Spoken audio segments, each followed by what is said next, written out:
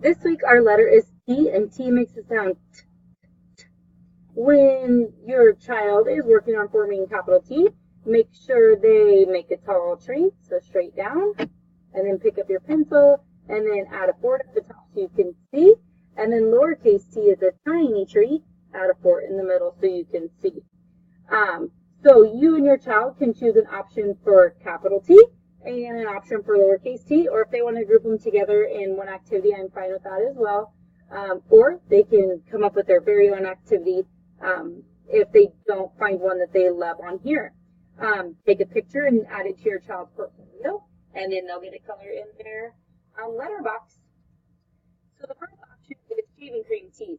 So a little bit of shaving cream goes along with it. If you just put a little dab of shaving cream, like on the table, they can flatten it out, and they can make capital T or lowercase t or shaving cream. They can make teeth out of straws. So here's a couple options for using straws. You can cut the straws up into little tiny pieces, or you can leave them whole, and they can just lay them out in form the teas that way. Or if you take a bit of Play-Doh and smush it out flat and then write the T in it, you can stick the straws on that formation, and it kind of makes a 3D. Keys on windows. So if you have a dry erase marker, that will easily erase off the window after they're done.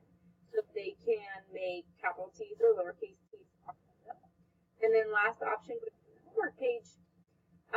When they're working, make sure you kind of do some repetition. Make sure you practice things. Like if they're writing cheese on the window, make sure you do it, 10 times, just so they get, or at least 10. They can do it way more than 10. That's fine too, but at least some repetition. And also be sure to occasionally ask them what sound that letter makes, or remind them that makes it sound while they're doing it.